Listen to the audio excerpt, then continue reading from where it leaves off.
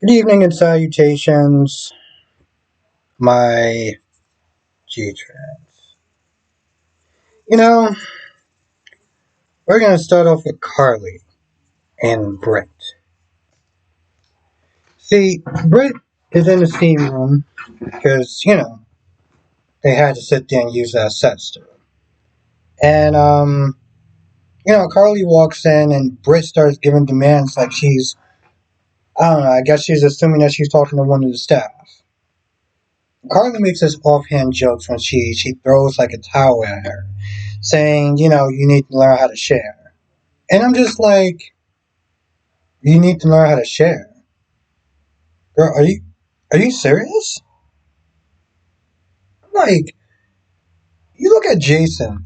When have you ever shared Jason with anybody? You haven't shared Jason with Sam. You haven't shared Jason with Courtney. Are you serious? So they do this whole back and forth thing, right? And at one point, Carl's like, "You're not gonna start you out." Britt's like, "Jason will be upset." Corey's like, "I've done much pettier things," and Jason's still with me. And, this is where Britt's like, it must eat you inside to know that Jason practically flew halfway around the world to get me because he was thinking about it. And, that's always been Carly's issue. That's always been something that's just very big, that was always unsettling. Even when I first started watching the show, when Carly was married to Sonny, and yet she was way too close to another man. I never got past that shit. Even in the beginning when I used to like be loving and stuff like that, I was like, yeah, this don't sit right with me. I remember when Carly used to barge in Jason and Sam's apartment and tell Sam to go in the room because we have to sit there and talk business.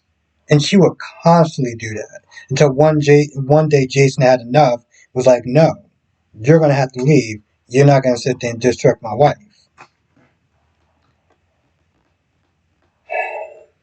Fun times. Um, but Carly makes this comment about if you don't like, you can go back to the five poppies, and then basically sits there and says that me and Jack and somebody is gonna sit there and figure out what you're doing and what's been going on with you.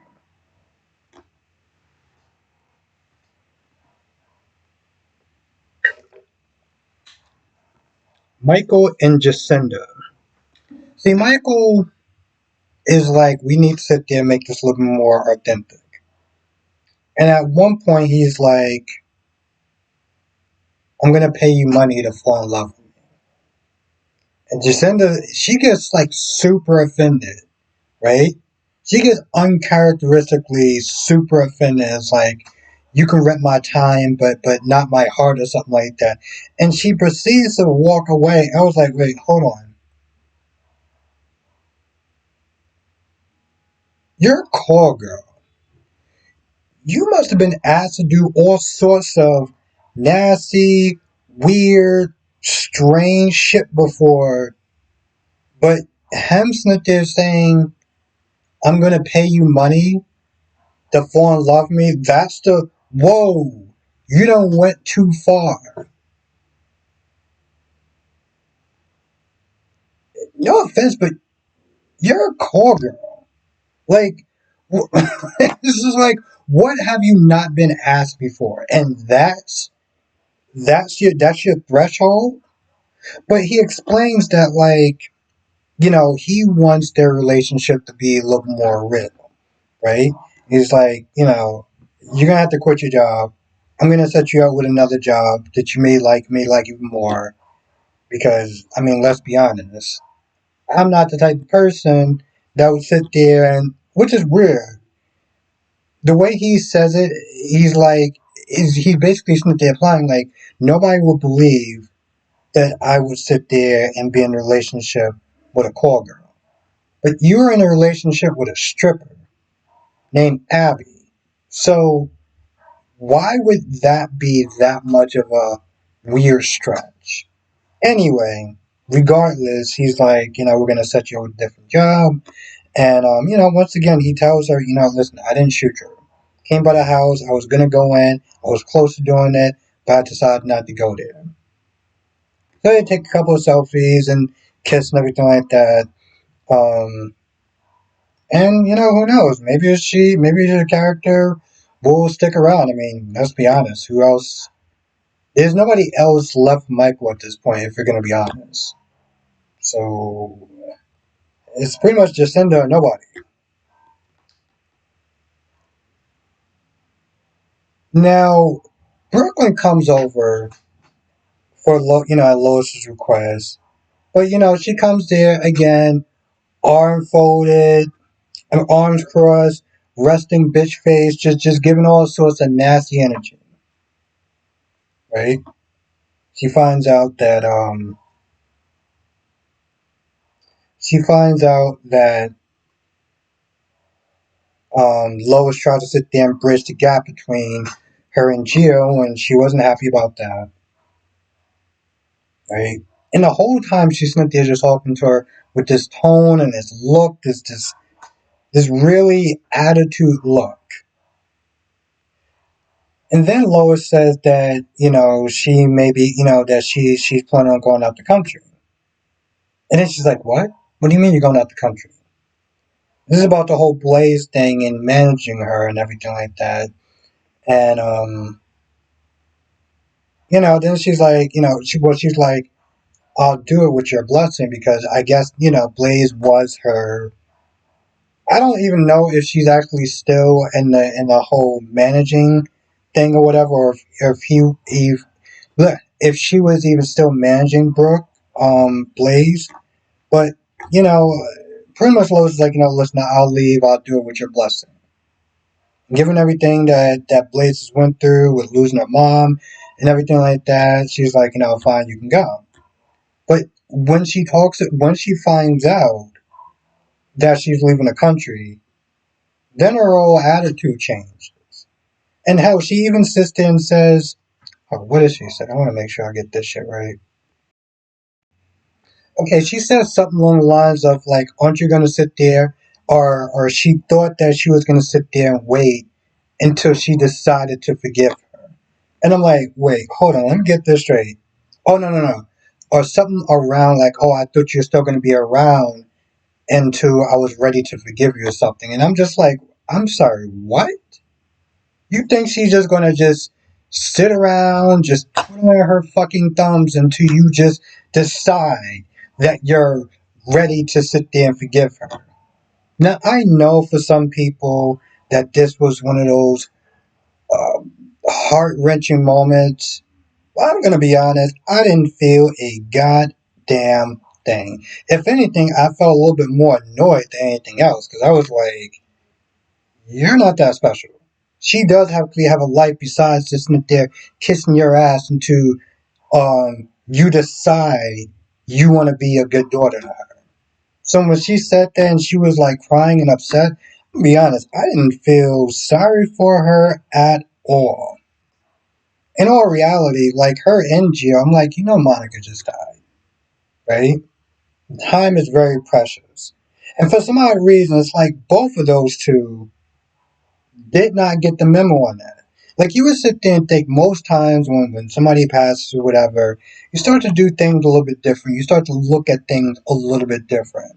And yet Gio is still acting like a jackass, and Brooklyn was still sitting there acting very bitchy towards her mother, and it was only until she was ready to leave the country where she was like, oh, I love your mom, and this, that, and the third. And I'm just like, no, this shit ain't working for me. It just simply wasn't. Um,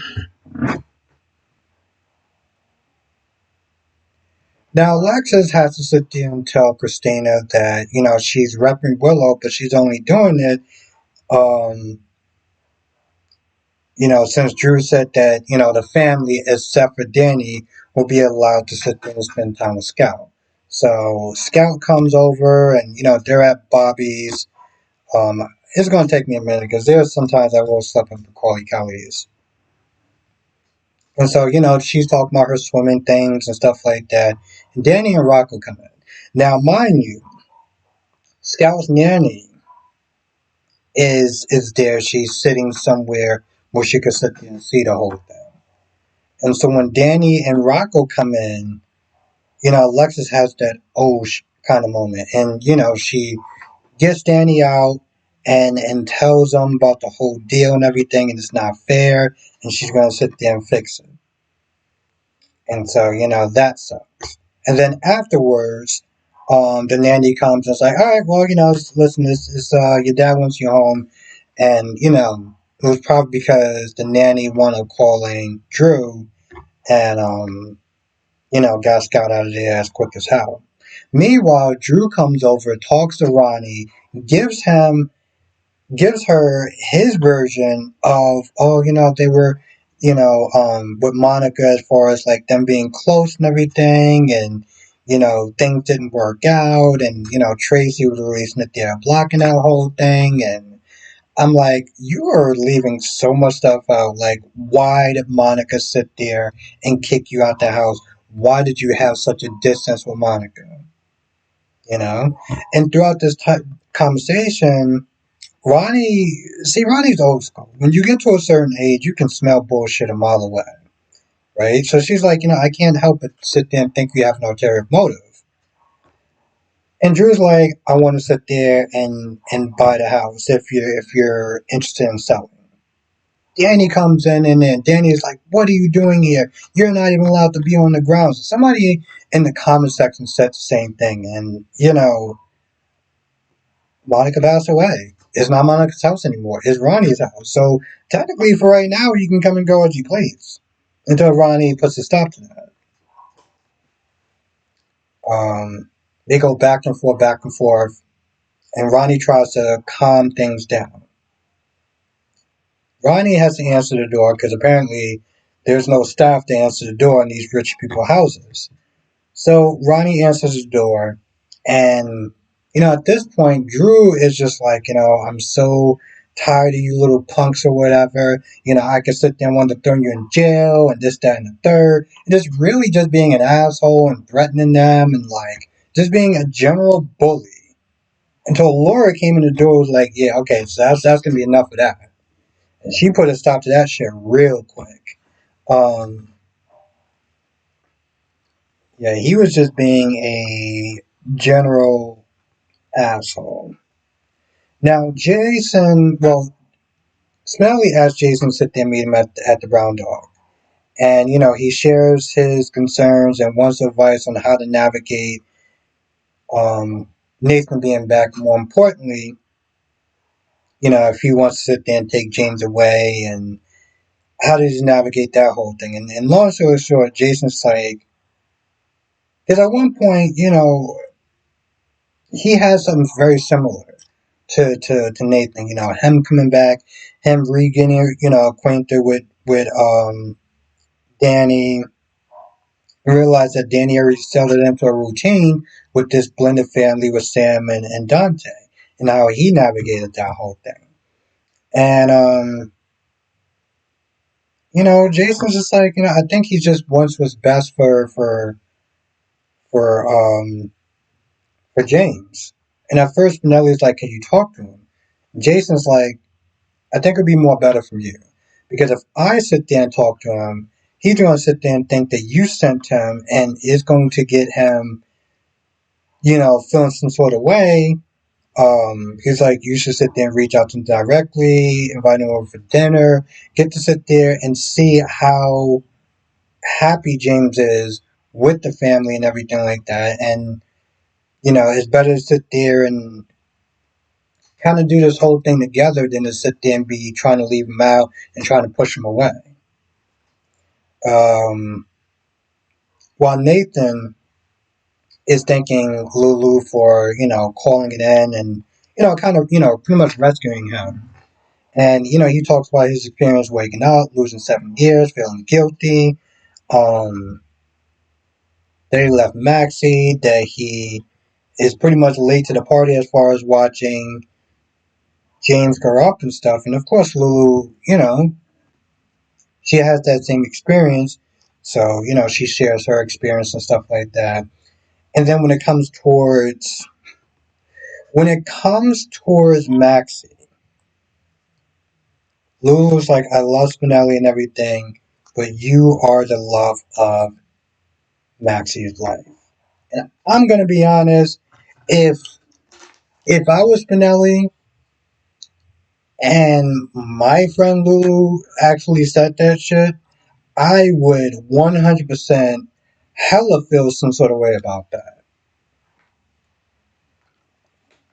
I would feel so. I don't know. I think I would actually be pretty pissed off. I would probably sit there and push Lulu away. I really would. Um, because yeah, granted, yeah, she didn't do that out of malice or anything like that. She's just being honest, but it will come across as a hell of a betrayal. I know that much. Even if she's not purposely trying to betray him, that's how it would feel. Also, Lulu's probably going to want to have some words with Britt because there's a point where Nathan talks about Rocco and how smart and interesting he is, and talks about how he spent time with him, with Lizu and Britt, and Lulu's like, oh, okay, is that so? He does remember Lulu, can't standing Britt. Now it's a little kind of weird, and I don't really understand that the whole dynamic. So Nathan and Nina are like brother and sister, but Britt and Nathan are brother and sister. So what is Nina and Britt? Because I'm not really understanding that family tree. I feel like that's about it. I feel like that's the general gist of the episode. There might have been some more stuff in this episode that I missed, but I think I got the most important stuff in my opinion. Now, if I forgot anything, write in the comment section below. I'll be doing a live stream tonight, 8 p.m. Eastern, 5 p.m. Pacific. I'll be sitting there talking about all the shows. Also, for members, I won't be live streaming this Saturday. I have a birthday event to attend to, but I will be doing a members live stream on Sunday. But just for everyone tonight, I'll be doing a live stream tonight, 8 p.m. Eastern, 5 p.m. Pacific, and of course, I'll talk about all the soaps, you know what they are, and I'll see you in the next video.